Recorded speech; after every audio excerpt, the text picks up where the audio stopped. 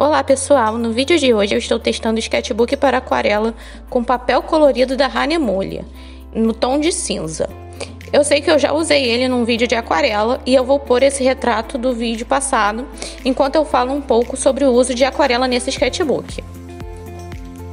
Esse vídeo em particular eu testei o papel com guache e aquarela, para vocês terem um exemplo do uso de um material opaco e um transparente sobre a superfície colorida.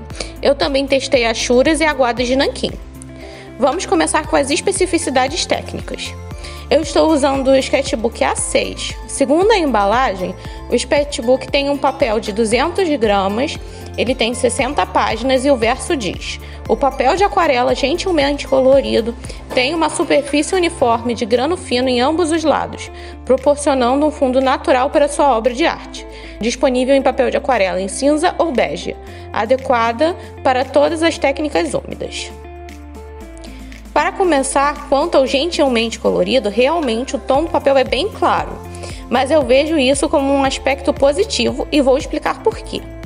A aquarela é um tipo de tinta transparente e quanto mais diluída em água, mais clara e luminosa ela parece, porque em geral ela deixa aparecer o branco do papel de base.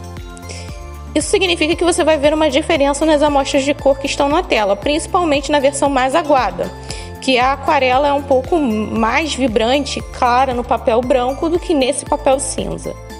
No entanto, a cor é bem suave, então ela permite que você consiga alcançar todos os seus tons com a aquarela, dos mais claros aos mais escuros.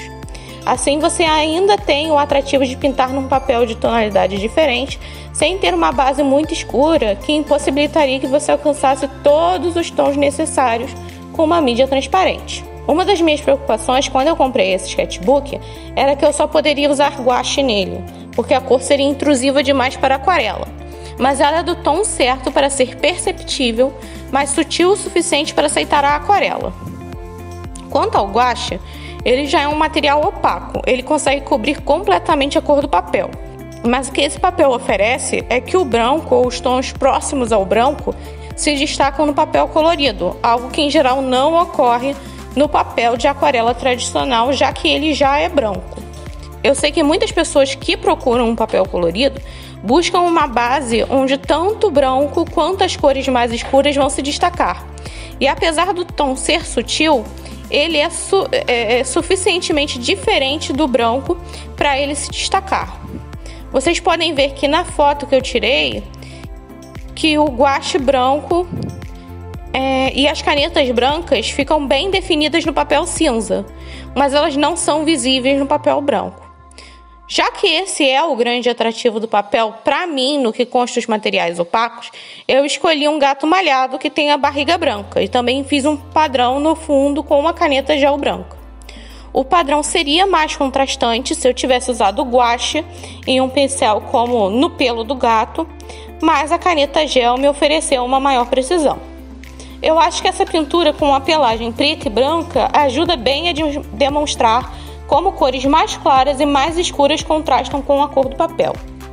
Quanto às peças com achuras e aguadas de nanquim, eu vou confessar que eu não tinha pensado em testar o sketchbook com esses materiais. Mas eu vi um vídeo do youtuber The Mind of Watercolor em que ele usava nanquim, tinta e caneta gel branca para fazer umas paisagens, usando o papel como um meio tom. O trabalho dele é incrível e eu vou pôr na descrição links para os vídeos dele usando esse sketchbook. Eu decidi tentar no retrato do Fantasma da Ópera que eu fiz com achuras. Eu usei o papel como meio tom, fiz as achuras e os blocos de preto como sombras e usei a caneta branca para representar as áreas mais claras, as áreas de luz.